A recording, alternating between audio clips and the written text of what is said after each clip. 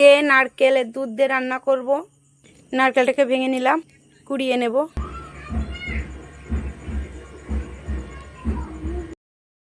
নারকেলটা কুড়ানো হয়ে গেল। নারকেল দিয়ে রান্না করতে গেলে বেশি মশলা লাগে না, অল্প মশলাতেই হয়ে যায়। মশলাগুলো বেটে নেব। দুধ বানানো হয়ে গেল।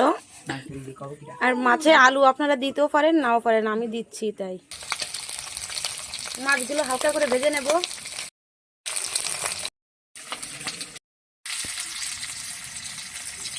আলুগুলো ভালো করে ভেজে ওর ভিতরে মশলা দিয়ে কষিয়ে নেব।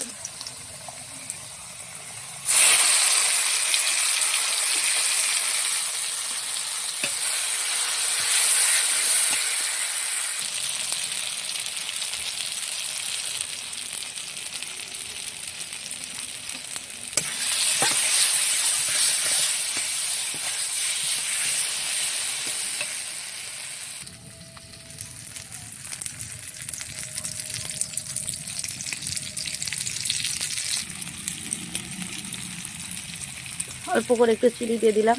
নারকেলের দুধে একটু মিষ্টি হবে, তারপরে চিনি দিলে আর একটু মিষ্টি মিষ্টি ঝাল ঝাল হবে, খেতে খুব সুন্দর লাগবে। মশলাটা সুন্দর করে কষানো হয়ে গেছে, এবার নারকেলের দুধটা দিয়ে দেবো।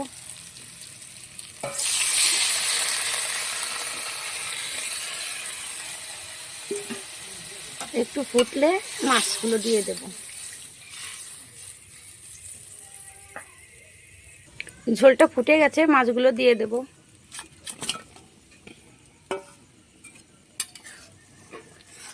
আপনারা রান্না করে খেয়ে দেখতে পারেন কেমন লাগে। আমাদের কাছে তো খুব সুন্দর লাগে, আমার স্বামী খুব ভালো খায় এই রান্নাটা।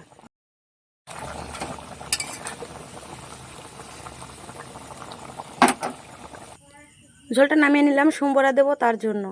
নামিয়ে নিয়েছি, সম্বরা দেবো তার জন্য তেল দিয়ে দিয়েছি। জিরে ফোড়ন দেবো।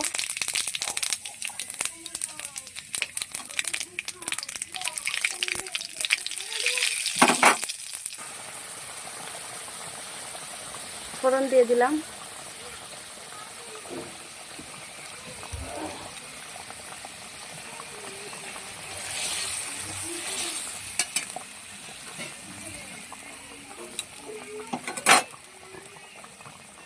কিছুক্ষণ জ্বালিয়ে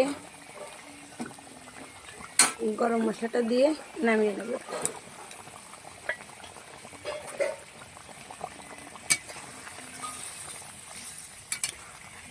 সেদিন বলেছিলাম এই মাছ একদিনে খাওয়া হবে না, তাই সেদিনকে একটা রান্না করেছি দয়াকলা দিয়ে, আর আজ নারকেলের দুধ দিয়ে রান্না করলাম। আপনাদের রান্নাটা যদি ভালো লাগে তাহলে লাইক ও শেয়ার সাবস্ক্রাইব করে রাখবেন নতুন নতুন ভিডিও পাওয়ার জন্য।